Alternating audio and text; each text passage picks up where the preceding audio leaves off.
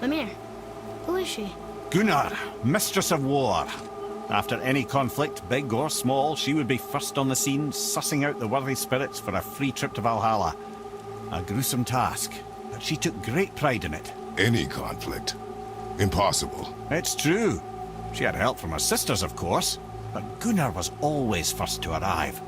Her judgment of the fallen was unparalleled, and an invaluable resource to Odin. She was one of his favourites.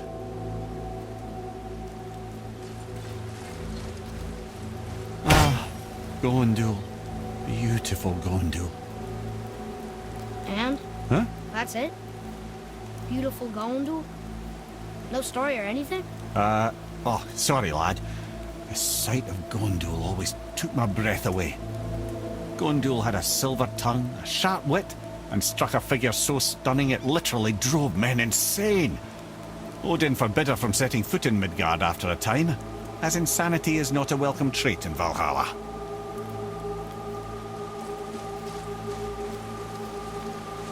This is none other than Geirdriful, the Master of Arms in Valhalla, responsible for arming and training Odin's Einherjar.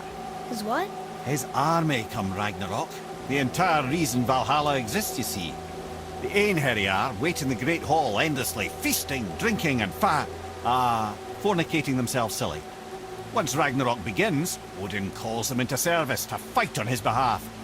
Geirdriful had her hands full training that lot.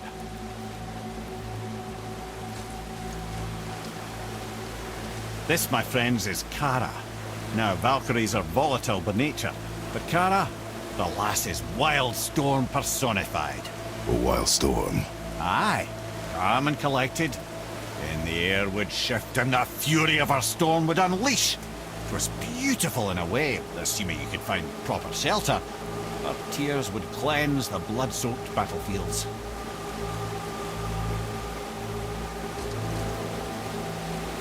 This is Rota, a chooser of the slain. I thought all the Valkyrie did that. Not exactly, lad.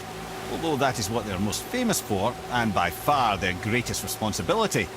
You've seen what happens to the dead without the judgment of the Valkyries. Hellwalkers. That's right.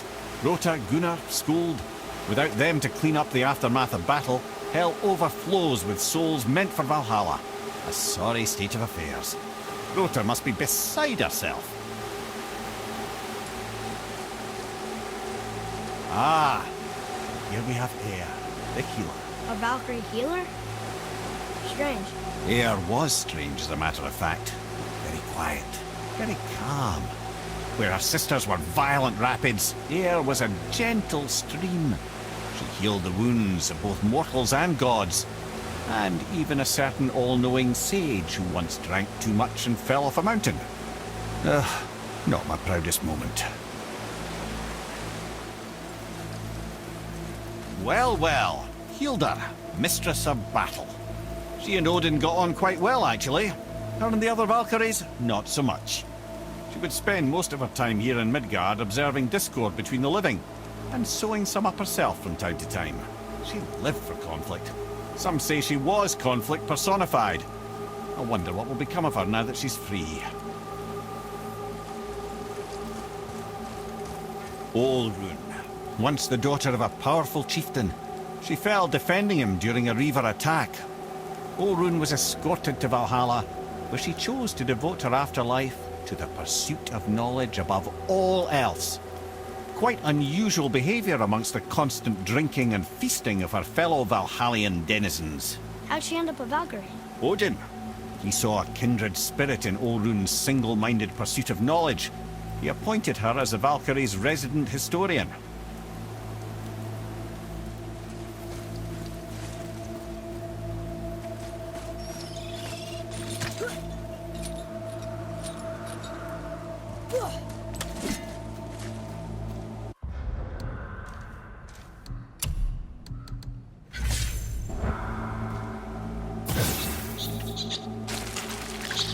I have rabies.